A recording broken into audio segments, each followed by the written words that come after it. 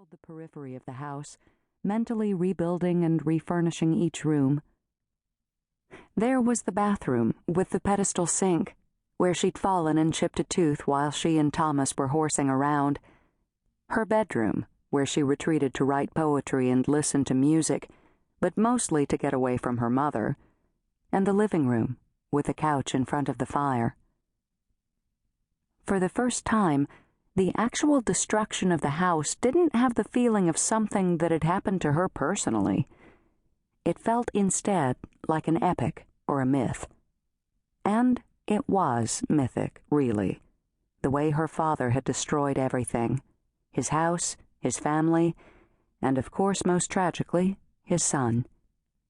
In retrospect, it all seemed inevitable, as if fate had destined things to be so, and had never offered the possibility of them happening any other way.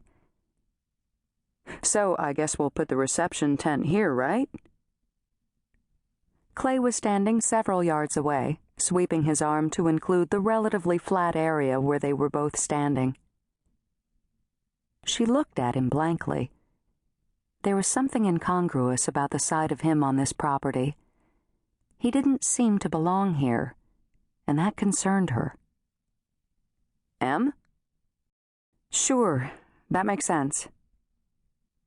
He watched her for a moment before coming over. "What's up? Do you want to wait for your mom?" "I don't know." She gazed up the road and shivered.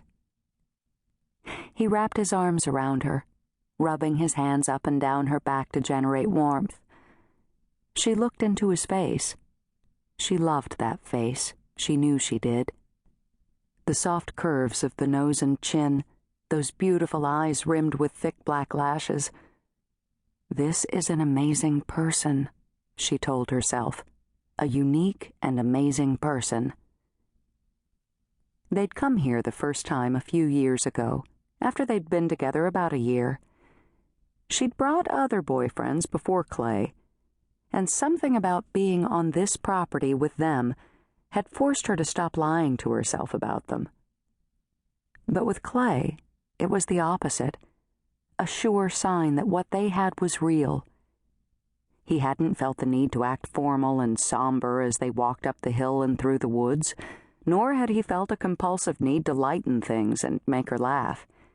He'd simply been himself, which meant what it always meant: letting her be without leaving her alone.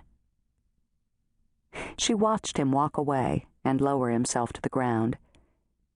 Exactly a week ago, she and Clay had been strolling through Central Park.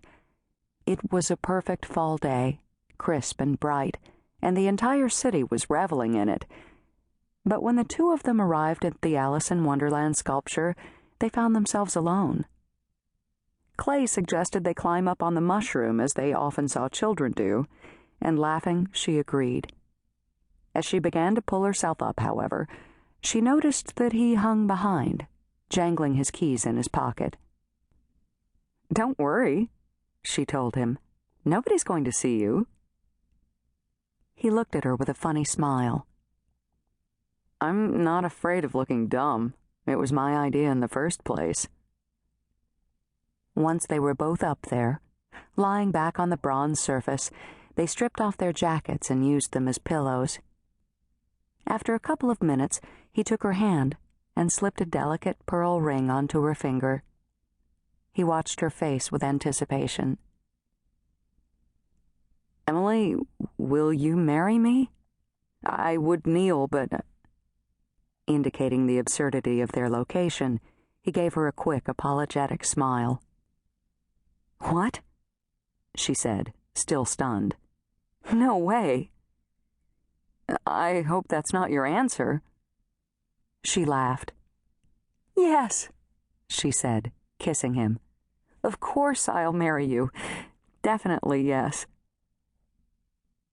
They had spoken about marriage many times, and for a while now, whenever they spoke of the future, they spoke of their being together as a given.